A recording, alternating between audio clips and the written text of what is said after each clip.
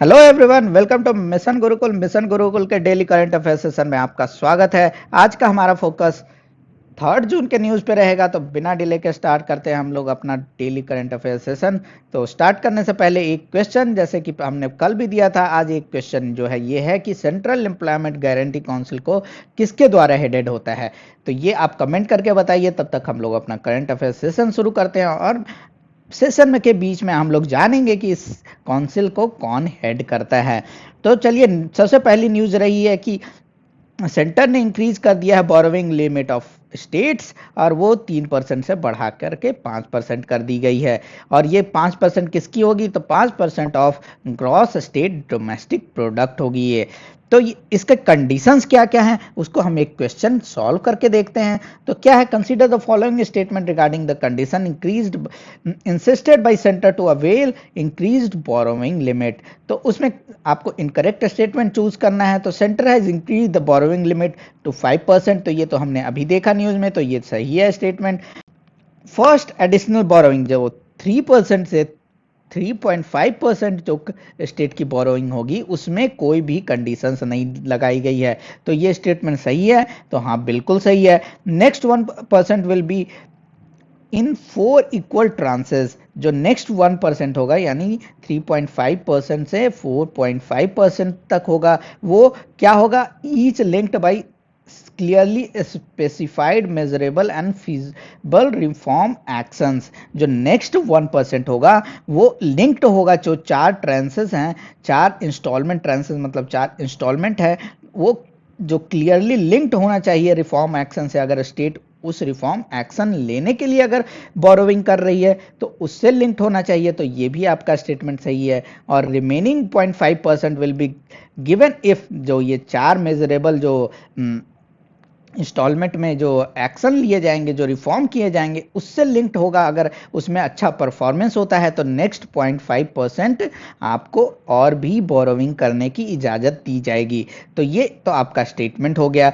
तो इसमें गलत स्टेटमेंट कौन है? तो इसमें लिखा है 0.5% given if the milestone are achieved in at least 3 out of 4 reform areas as selected by state. तो यहाँ पे रिफॉर्म जो एरियाज है वो स्टेट ने सेलेक्ट नहीं किया है, ये सेंटर ने सेलेक्ट किया है। जो रिफॉर्म एरियाज होंगे, जो 4 रिफॉर्म एरियाज होंगे, वो सेंटर ने सेलेक्ट किया है। और कौन कौन से हैं वो हम लोग यहाँ देख लेते हैं कि स्टेट बोरोविंग लिमिट जो है वो आपका जो 5th, और जो फाइनल मतलब फाइनल इंस्टॉलमेंट, जो आत्मनिर्भर भारत अभियान का जो फाइनल इंस्टॉलमेंट है, उसमें अनाउंस किया गया था। उसमें 4 रिफॉर्म एरियाज कौन कौन से बताए गए हैं। सबसे पहले बताया गया universalization of one nation one ration card, ONOR scheme, जो कि बहुत ही ज़्यादा इंपॉर्टेंट है। जैसे पिछली बार आधार से क्वेश्चन आ गया था, इस बार राशन कार्ड से क्वेश्चन आ सकता है। तो इसको आपको बहुत ही ध्यान से पढ़ना है और बहुत ही डिटेल में पढ़ना है। Improvement of ease of doing business,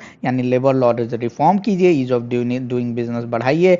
और पावर सेक्टर रिफॉर्म जो हमने देख रखा है, डिस्कॉम रिफॉर्म ऑलरेडी डिटेल में क्वेश्चन करके, तो उससे रिलेटेड। और अर्बन लोकल बॉडीज को एम्पावर करने के लिए रिफॉर्म करना, ये 4 कोर एरियाज है जिसमें स्टेट को रिफॉर्म लाने होंगे, तब जाके उनको 1% मिलेगा। और अगर उसका जो रिफॉर्म लाए हैं उससे कोई अचीवमेंट मिल रही है, माइलस्टोन अचीव कर रहे हैं, तो नेक्स्ट 0.5% मिलेगा। यानी 3 से 3.5% तो ऐसे ही विदाउट कंडीशन इंक्रीज हो गई है, लेकिन बाकी जो 1.5% है वो आपका माइलस्टोन से लिंक्ड है। अब चलते हैं कि one nation one card scheme के बारे में। हमने देखा कि ये बहुत ही ज़्यादा न्यूज में रहा है। तो इसमें 3 स्टेट और लिंक्ड हो गए हैं, एक उड़ीसा, सिक्किम और मिजोरम। तो इसमें अब टोटल कितने स्टेट्स हो गए हैं? टोटल आपके 17 स्टेट्स हो गए हैं।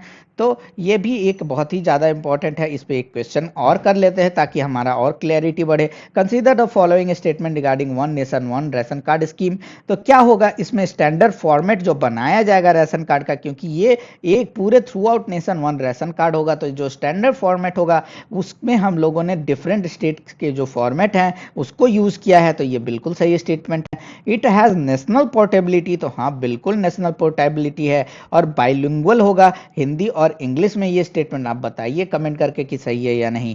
इसमें 10 डिजिट होगा और पहला 2 डिजिट होगा जो वो स्टेट कोड होगा, नेक्स्ट 2 डिजिट होगा वो रनिंग राशन कार्ड नंबर होगा। देखिए, ये इस इसमें इतना ज़्यादा डिटेल में जानने की ज़रूरत नहीं है, लेकिन अगर पढ़ लीजिएगा तो कोई हर्ज नहीं है, अगर डिटेल में पूछ दिया गया तो आप कर सकेंगे। लेकिन 10 डिजिट होगा, ये तो बहुत ही जनरल नॉलेज टाइप का हो जाएगा और इसको तो आपको पता होना चाहिए।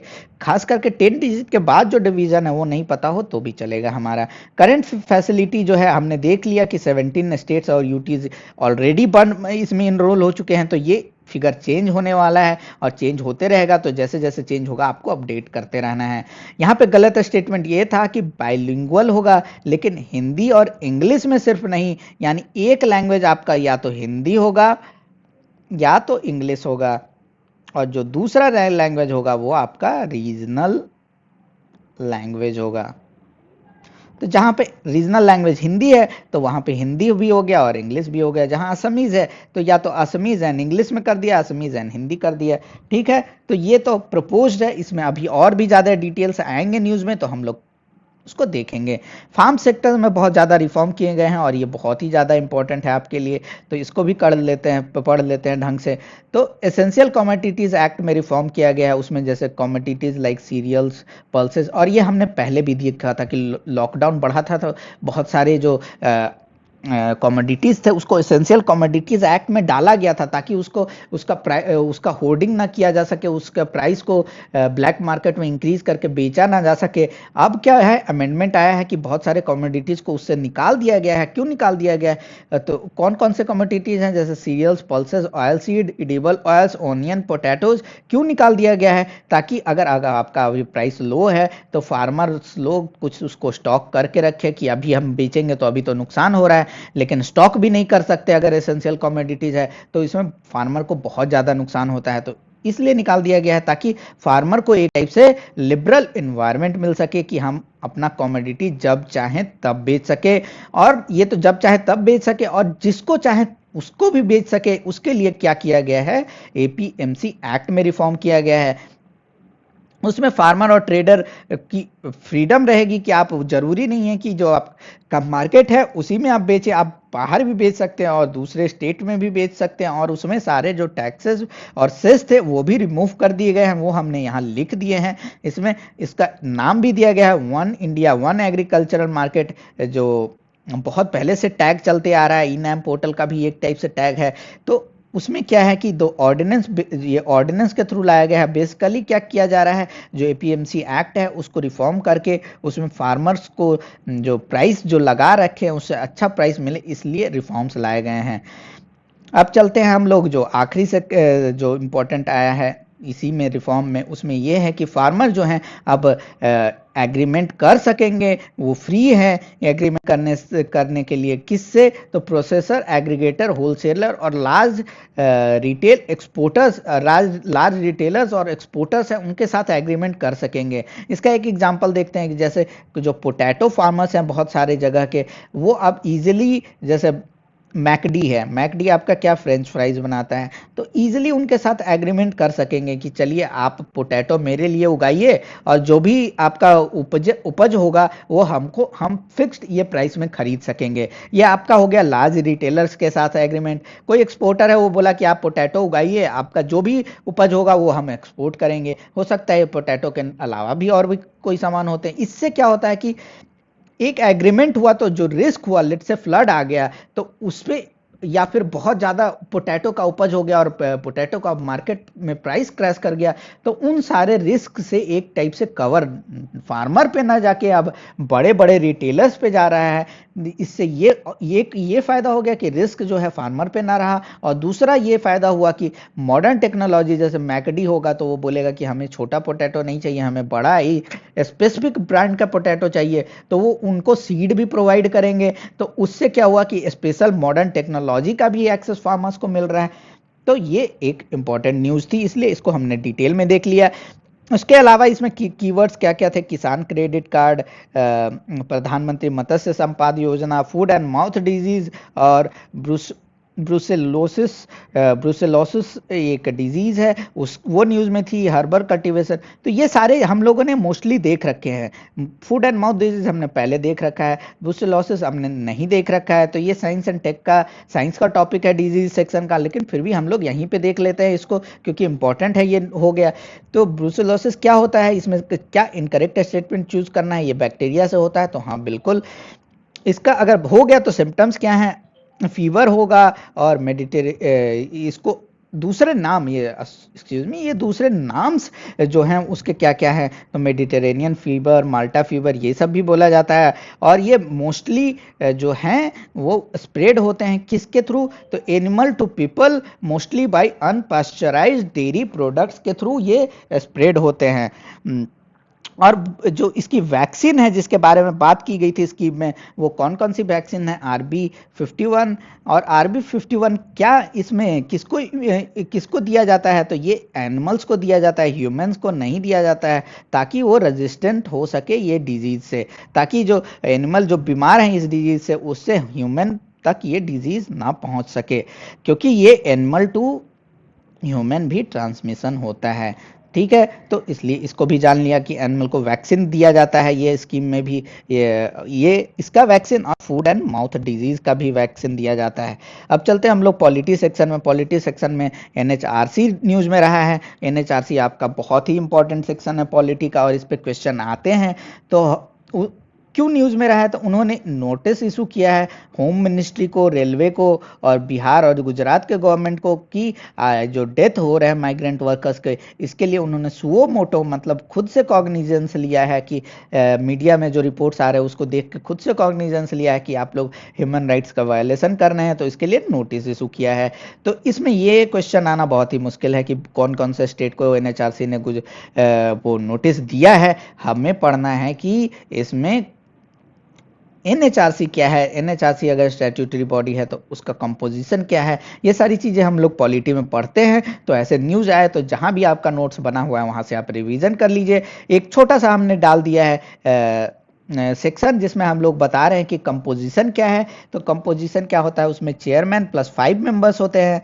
जो 5 मेंबर्स होंगे वो क्या क्या होंगे, तो एक तो हमारे रिटायर्ड जज ऑफ सुप्रीम कोर्ट या फिर सर्विंग जज ऑफ सुप्रीम कोर्ट होंगे, एक हमारे retired chief justice of high court होंगे, या फिर serving chief justice of high court होंगे, और बाकी जो 3 पर्सन होंगे उसमें से एक वेमेन होना चाहिए, और उनका क्या है, उनको नॉलेज होना चाहिए और practical experience of human rights होना चाहिए। उसके अलावा ये तो क्या हो गए, चेयरपर्सन प्लस 5 मेंबर्स, और उसके अलावा 7 मेंबर्स और हैं। 7 जो होंगे वो एक्स ऑफिसियो यानी ऑफिस होल्ड कर रहे हैं तो मेंबर बन जाएंगे। और कौन कौन से हैं, एक तो SC, national commission of SC ST minorities से रिलेटेड, और एक हो गया आपका बैकवर्ड क्लासेस से। तो ये तो 4 हो गए आपके। उसके अलावा क्या है, वेमेन प्लस चाइल्ड, और एक आपका एक्स्ट्रा क्या हो गया, आपका डिसेबल्ड पीपल।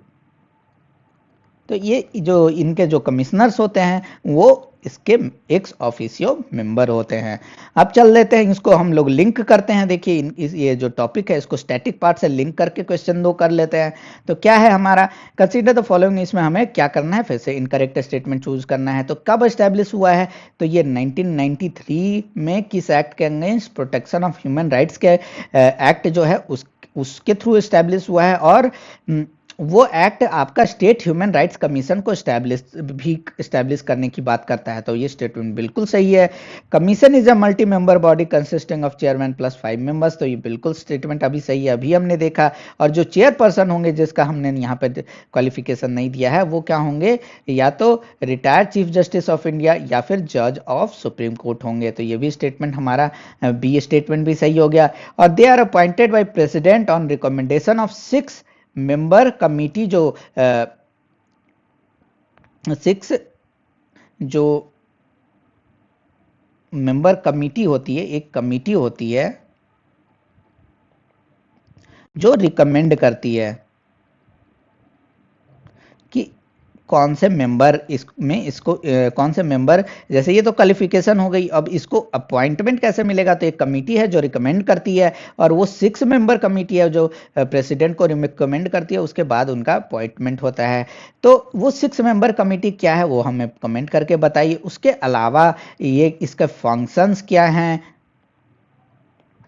इनके इसके अलावा 2-4 इंपॉर्टेंट पॉइंट है, वो हम पॉलिटी जब पढ़ेंगे वो देखेंगे। वो आपको अगर टाइम है आपके पास तो आप जाके लक्ष्मीकांत से पढ़ लीजिए, या फिर नोट्स जहां बना हुआ है वहां से पढ़ लीजिए। टर्म क्या होता है? तो ये 5 ईयर नहीं, ये 3 ईयर्स का टर्म होता है, और साथ ही साथ 70 ईयर्स जो भी पहले हो गया वो आपका टर्म हो गया।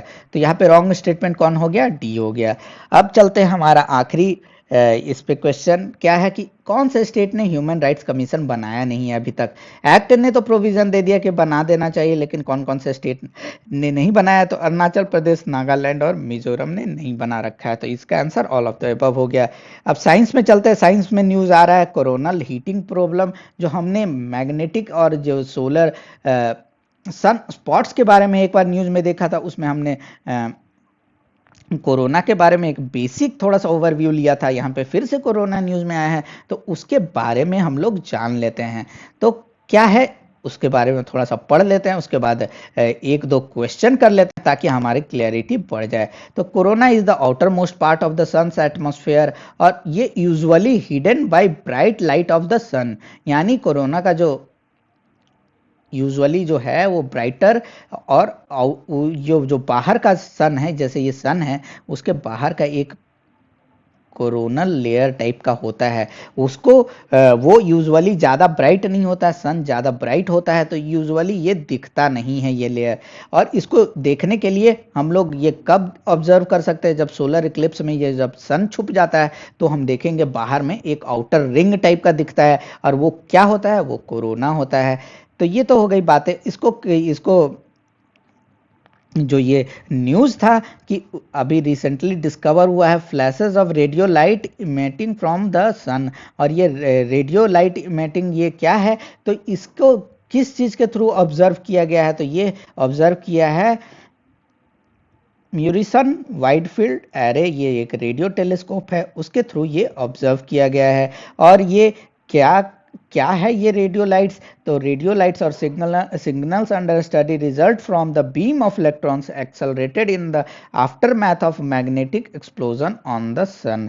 जो सन में मैग्नेटिक, ये देखिए सन जब पढ़ेंगे और जब फ्यूजन पढ़ेंगे तो ये सारी डिटेल्स में पढ़ेंगे।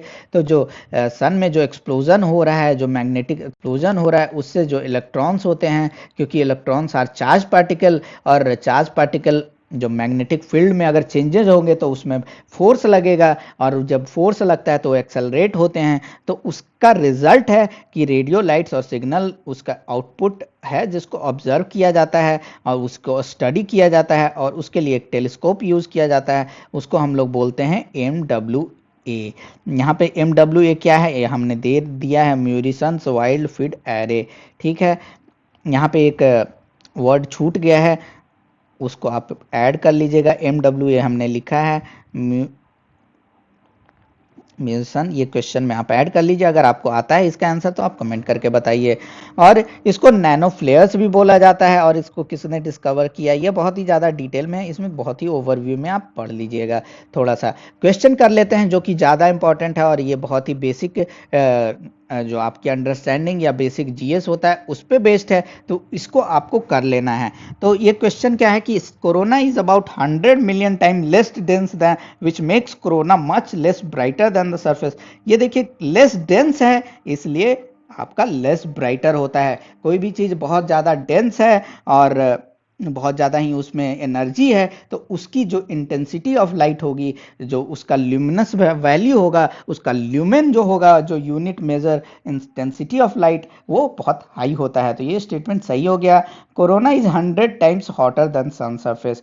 ये एक बहुत ही डिबेट का इशू है। क्यों इशू है? क्योंकि अभी देखिए जो साइंटिस्ट ये सारे रिसर्च कर रहे हैं वो यही पर जानना चाह रहे हैं कि कोरोनल हीटिंग प्रॉब्लम क्या है, कि लेस डेंस है, वहाँ पे ज़्यादा आपका फ्यूज़न हो ही नहीं रहा है, फिर भी ये ज़्यादा हॉट है। क्यों हॉट है वही जानने की कोशिश की जा रही है। तो ये आपका ये भी स्टेटमेंट सही है। Corona extend far out in the space and the temperature causes this particle to move, जो टेम्परेचर है उससे वो जिसके जो पार्टिकल्स है move at very high speed causing solar winds. तो कोरोना क्या है, सोलर विंड्स को भी कॉज करता है। अब चलते हैं हम लोग जो टेलीस्कोप है उसके बारे में जान लेते हैं। तो ये joint project between international consortium of organisation है, तो बिल्कुल सही स्टेटमेंट। ये किस पे ऑपरेट करता है, तो 70 to 300 मेगाहर्ट्ज फ्रीक्वेंसी पे ऑपरेट करता है। जब हम लोग रेडियो वेव्स पढ़ेंगे तो ये सारी चीज़ें पढ़ेंगे, साथ ही साथ आयोनोस्फेयर जब पढ़ेंगे तो ये सारी चीज़ें आपकी आएगी इसमें। MWAR to detect neutral atomic, ये कैसे वर्क करता है, तो ये डिटेक्ट करता है जो एटॉमिक हाइड्रोजन इमिशन है। और क्या स्टडी करता है, तो सन का, सिर्फ सन का हेलियोस्फीयर, जैसे सन जो है, सन का एक हेलियोस्फीयर होता है और उसके अंदर सारे प्लैनेट्स हैं। उस हेलियोस्फीयर में क्या है कि आपका जो solar flares slash solar winds ज़्यादा होते हैं। और इसके बाहर आप जाइएगा तो कॉस्मिक रेज और इंटरस्टेलर विंड्स ज़्यादा होते हैं। ठीक है, तो ये आपको एक एडिशनल इंफॉर्मेशन मैंने दे दिया। और इसका क्या आंसर हो गया, D all of the above, क्योंकि मेरा पर्पस था इस क्वेश्चन से आपका नॉलेज नहीं चेक करना बल्कि कुछ इंफॉर्मेशन दे देना कि क्वेश्चन अगर आ जाए तो आप कर सके, क्योंकि ये सारे स्टैटिक पार्ट के हैं। तो हमने इसको बहुत ही इजी लेवल का क्वेश्चन बना रखा है। अब चलते हैं हम लोग, बोडोलैंड यूनिवर्सिटी है developed a fungal power powder to boost immunity. तो क्या है वो, कॉर्डिसेप्स, एक कॉर्डिसेप्स मिलिट्रेसिस एक सुपर मशरूम का वैरायटी है, जिसको जिसको जो कि क्या है, एक पैरासिटिक नेचर का मशरूम है। ठीक है, तो उससे डेवलप किया है इन्होंने फंगल पाउडर। तो कॉर्डिसेप्स, जब हम लोग प्लांट स्लैश एनिमल का क्लासिफिकेशन पढ़ेंगे तो पढ़ेंगे कॉर्डिसेप्स क्या होते हैं। तो ये क्या होते हैं थोड़ा सा अभी जान लेते हैं कि earth has more than 400 species of cordyceps. और ये क्या होते हैं, फंगस होते हैं जो कि पैरासाइट होते हैं इंसेक्ट, यानी जो इंसेक्ट या कीड़े मकोड़े होते हैं उन पे फंगस उग जाता है और पैरासिटिक नेचर के होते हैं और उसी पे वो फंगस डेवलप करते हैं। और वो इंसेक्ट एज वेल एज दूसरे टाइप के फंगस हैं उन पे ही फंगस उग जाएगा और ये उस टाइप के फंगस हैं। और इसको ऑफनली सुपर मशरूम भी बोला जाता है। और इसकी प्रॉपर्टीज क्या क्या है, तो ये एंटी एजिंग, एंटीवायरल और एनर्जी एंड इम्यूनिटी बूस्टर की तरह यूज किया जाता है। इसलिए ये बहुत ज़्यादा इंपॉर्टेंट हो जाता है क्योंकि इसके यूजर बहुत ही वास्ट और बहुत ही यूनिक हैं। तो अब इसमें अगला न्यूज़ देख लेते हैं। अगला न्यूज़ जहाँ जो है हमारा सेंट्रल एम्प्लॉयमेंट गारंटी काउंसिल के बारे में है।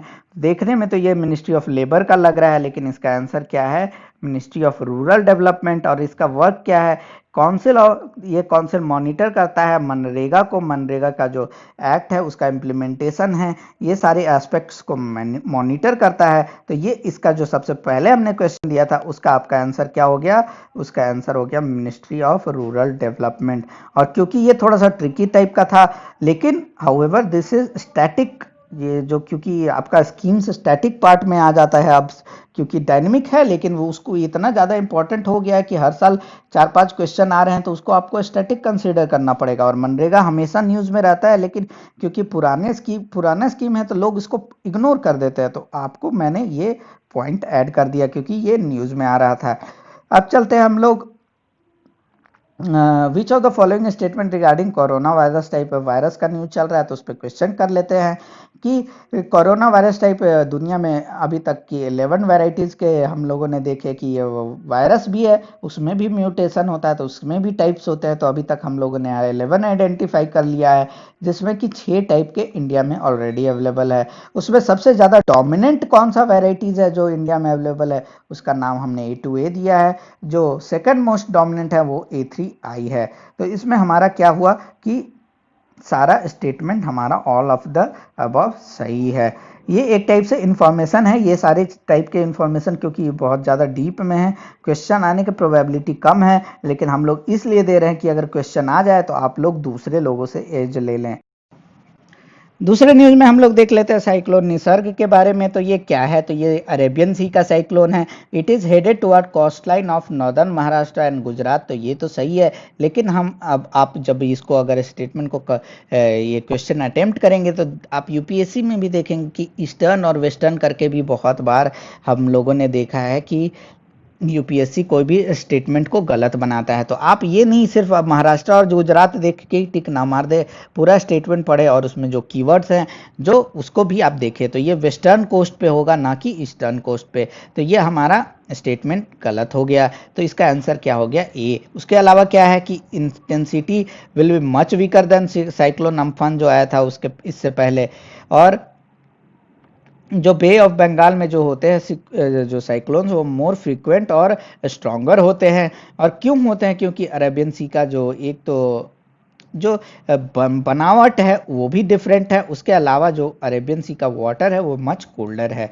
अब चलते हैं जो एक दूसरे न्यूज़ में करंट अफेयर्स के। तो first ever virtual bilateral summit India ने किया है। तो कौन से देश के साथ किया है, तो ऑस्ट्रेलिया के साथ।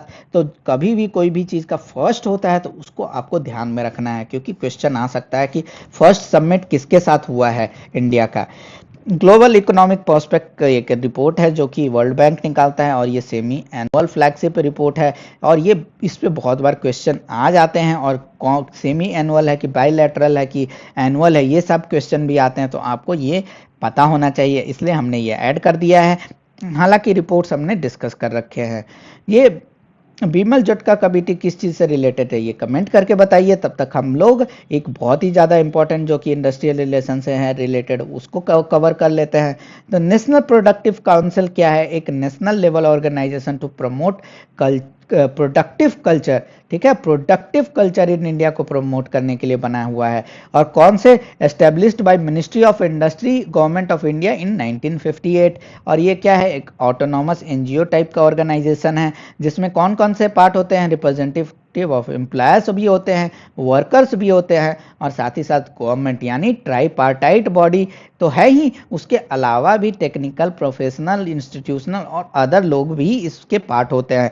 तो ये मल्टीलैटरल ऑर्गेनाइजेशन हो गया, इसलिए इसको बोलेंगे multi partite body, not tripartite. Tripartite bodies भी हम पढ़ेंगे इंडस्ट्रियल रिलेशन में। तो ये आपका डायरेक्टली इस पे क्वेश्चन आ सकता है कि ये national productive council is a tripartite body. तो ये गलत स्टेटमेंट हो जाएगा। ये इट इज़ ए कॉन्स्टिट्यूएंट किसका पार्ट है, Tokyo based Asian productive organisation, productivity organisation उसका पार्ट है। और ये क्या है, एक एपीओ के बारे में भी हमने लाइन लिख दिया कि एक इंटर गवर्नमेंटल ऑर्गेनाइजेशन है। और इसका फंक्शंस भी हमने लिख दिया है, ये आप पढ़ लीजिएगा। बहुत ही बेसिक टाइप के फंक्शंस हैं कि प्रमोट करना प्रोडक्टिविटी, कम्पिटिटिवनेस, इंक्रीज करना प्रॉफिट, वर्कर अगर हैं तो वर्कर का वर्किंग कंडीशन इंप्रूव करना। तो ये भी आप पढ़ लीजिए। दीपसांग एक एरिया है जिसको, जैसे अगर हम मैप बनाएंगे JNK का, तो यूजुअली ऐसे ही मैप बनता है। ठीक है, तो ये एरिया यहाँ का है। तो अब आपको जब भी मैं कोई एरिया देता हूँ तो आपको मैप खोल के उस एरिया को देख लेना है। और साथ ही साथ जैसे ये एरिया किसका है, इसको क्या, ये लाइन ऑफ कंट्रोल इंडिया का कौन सा है, ये सब चीज़ें आप वहाँ पे, क्योंकि ये उससे रिलेटेड है तो वो आप पढ़ लीजिए। तो it is area of crucial deep called bulge on the line of actual control. और ये जो इसका ईस्टर्न साइड है वो चाइनीज़ लोगों ने ऑक्यूपाई कर रखा है, जो वेस्टर्न साइड है वो लद्दाख का एरिया है। तो वहाँ से ये न्यूज़ में आया। साथ ही साथ जो लद्दाख की न्यूज़ आती है तो उसमें एक और हम लोग देख लेंगे कि छंगपा कम्युनिटी कहाँ का है, तो लद्दाख का एक नोमैडिक हर्डिंग ट्राइब्स है। उसके बाद और एक वन लाइनर न्यूज़ देख लेते हैं। ओवर द टॉप क्या है, तो एक media service. Over the top media service किसको बोलते हैं, जैसे नेटफ्लिक्स हो गया, वीडियो ऑन डिमांड हो गया, यानी ये एक अल्टरनेटिव प्रोवाइड करते हैं। जो टेलीविज़न हो गए या फिर सिनेमाज हो गए, उसका अल्टरनेटिव प्रोवाइड करते हैं कि मूवी या तो सिनेमा में ना रिलीज करके नेटफ्लिक्स पे रिलीज कर दे। तो ये भी न्यूज़ में रहा तो हमने डाल दिया क्या है, ओवर द टॉप सर्विस। और बीमल जटका कमेटी इस committee on the rationalisation of film media operating, ये इससे रिलेटेड है। तो ये कौन से मिनिस्ट्री के अंदर आ गया? इसका मिनिस्ट्री हो गया ministry of information and broadcasting. तो ऐसे भी क्वेश्चन आ जाते हैं, तो हमने ये भी दे दिया। नेशनल क्राइसिस मैनेजमेंट कमेटी, इसको क्यों बनाया गया है और इसके चेयरमैन कौन होते हैं? तो for effective implementation of relief measure in wake of natural calamities, और इसको government of India has set up a standard national crisis management committee with cabinet secretary as chairman. तो इसका क्योंकि यूनिक है, कोई ना तो प्रधानमंत्री है ना ही हमारे कोई मिनिस्टर हैं, तो कैबिनेट सेक्रेटरी इसके चेयरमैन होते हैं, तो इसलिए हमने इसको डाल दिया। इंपॉर्टेंट हो गया ये। Union cabinet has approved it's किस चीज के लिए अप्रूवमेंट दिया है, अप्रूवल दिया है? तो reestablish pharmacopoeia commission of India medicine and homoeopathy. तो ये किस मिनिस्ट्री के अंदर? जब भी हेम्योपैथी आ गया तो मिनिस्ट्री ऑफ आयुष आ जाएगा। तो कौन कौन से ऑर्गेनाइजेशन को मर्ज करके इन्होंने बनाया है वो भी हमने दे दिया है, और ये ज़्यादा आपका इंपॉर्टेंट नहीं है, बस किस मिनिस्ट्री के अंदर ये है और बस यही आप जान लीजिए, वही बहुत ज़्यादा है।